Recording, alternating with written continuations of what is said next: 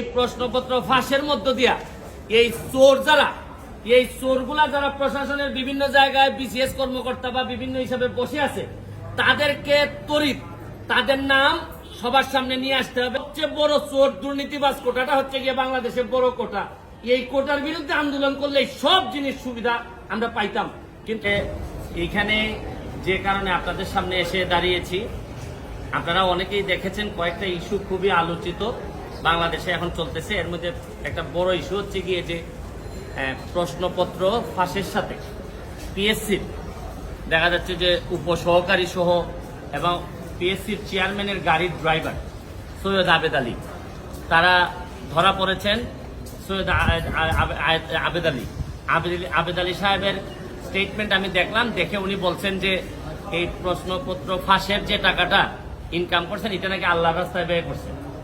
মানে এর চেয়ে দুঃখজনক আর এর চেয়ে এরকম দেশ আমি পৃথিবীর কোথাও দেখি নাই যে 2 নম্বরের টাকা উনি সগৌরবে বলছেন যে এটা উনি আল্লাহর রাস্তায় খরচ করছেন। এটা আমরা হয়তো ফান হিসাবে নিচ্ছি, কিন্তু আজকে যে কারণে আসছি আমার কাছে মনে হয়েছে যদি একজন সংসদ সদস্য হিসাবে আমার বলার সুযোগ ছিল, যদি পার্লামেন্ট থাকতো। পার্লামেন্ট যেহেতু নাই, এটা আমার বলার সুযোগ আপাতত আমি পার্লামেন্টে পাচ্ছি না। পার্লামেন্ট যখন হবে তখন হয়তো আমি এটা বলতে পারবো। এখন আমি একজন ব্যারিস্টার হিসাবে আমার বিভিন্ন আইনগত ব্যবস্থা নেওয়ার সুযোগ আমার আছে। এখানে পিএসসির চেয়ারম্যান সাহেবের ড্রাইভার উনি প্রশ্নপত্র ফাঁসের সাথে জড়িত, এর মধ্যে উপসহকারীও আছেন। তো উনি ড্রাইভার থাকাকালীন সময়ে পিএসসির চেয়ারম্যান অনেকেই ছিলেন। এখন প্রশ্ন হচ্ছে গিয়ে যে পিএসসির চেয়ারম্যানরা যারা যারা ছিলেন তারা এই দায় এড়াইতে পারেন কিনা, তারা এটার সাথে যুক্ত ছিলেন কিনা। এখন আমার ড্রাইভার আমার যদি ব্যবসাপাতি করে অথবা ড্রাইভারের মাধ্যমে ওনারা টাকা নিয়েছেন কিনা এটা ভালোভাবে দেখতে হবে। কারণ ড্রাইভারে ধরার পর যদি এটা ধামাচাপা পড়ে যায়, আরে ড্রাইভার করছে এটা বুঝেন না, হয় অনেক সময় এইগুলা বলে কিন্তু চাপা দেওয়ার একটা প্রক্রিয়া থাকতে পারে। এইটা আমার মনে হয়েছে যে এটা সরকারের দেখতে হবে। সেকেন্ড হচ্ছে কি, যে কারণে আমি মেইনলি আমার কাছে মনে হয়েছে যে এই প্রশ্নপত্র ফাঁসের কারণে সেই 33তম বিসিএস থেকে 33তম বিসিএস থেকে 46 পর্যন্ত এই পর্যন্ত উনার মাধ্যমে অনেকেই সরকারি চাকরি পেয়েছেন, বিসিএস কর্মকর্তা হয়েছেন এই প্রশ্নপত্র ফাঁস করার মধ্য দিয়া। তাইলে উনি যেহেতু ধরা পড়েছেন, তাইলে এখন যারা তদন্ত করতেছেন তাদের মেইন কাজ হবে এই প্রশ্নপত্র ফাঁসের মধ্য দিয়া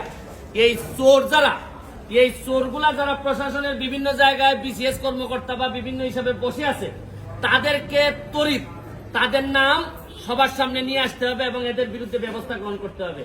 আমিও তো বলি মাঝে মধ্যে অনেক সরকারি কর্মকর্তা, ইভেন ডিসি ধরেন অনেক বড় বড় কর্মকর্তা, এদের কথাবার্তা আমার শুনলে মনে হয় যে আরে এত ইনকম্পিটেন্ট একটা লোক ডিসি হয় কিভাবে, একটা ইনকম্পিটেন্ট একটা লোক ইয়নো হয় কিভাবে।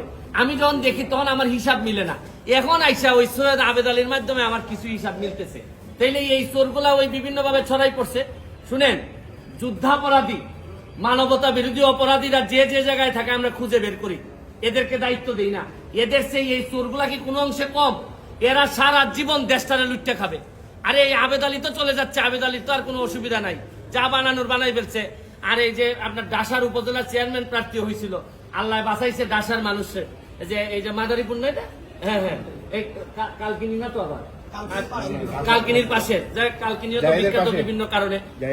এই ডাসার উপজেলার মানুষ বাচ্চা যে তারা মানে পাস করায় না সে নির্বাচন করতে চাচ্ছিল, নির্বাচন হয় নাই। নির্বাচন হয় নাই। কার কাছে যে মেকানিজম ছিল তাতে আল্লাহ মাহবুব জানে হয়তো নির্বাচন হলে পাশও করে যেত। তো এখন হচ্ছে কি আমার মেইন, নাইলে যদি এর ভিতরে আমি ব্যবস্থা না দেখি আমি হাইকোর্টের শরণাপন্ন হব। কারণ আমাদের তো জায়গা হচ্ছে কি হাইকোর্ট। যদি এই ব্যাপারে ব্যবস্থা গ্রহণ না করা হয়, কার কার আমলে এই ড্রাইভার সাহেব ছিলেন, পিএসসির চেয়ারম্যান, তাদের এইটার দায়িত্ব আছে কিনা, তারা এটার সাথে জড়িত কিনা। এরপর হচ্ছে গিয়ে এই প্রশ্নপত্র ফাঁসের ঘটনায় কারা কারা অবৈধ সন্তান হিসেবে প্রশাসনে জন্মগ্রহণ করছেন এবং জন্মগ্রহণ করে এখন বিভিন্নভাবে দলীয় তকমা লাগাইয়া ভালো ভালো অবস্থানে আছেন, এইটা আনতে হবে। শুনেন, কোটার জন্য আন্দোলন করে ছাত্ররা, সারা বাংলাদেশের মানুষ কোটার জন্য আন্দোলন করতেছে, কিন্তু এরা কি জানে যে সবচেয়ে বড় কোটা তো হচ্ছে গিয়ে চোর কোটা।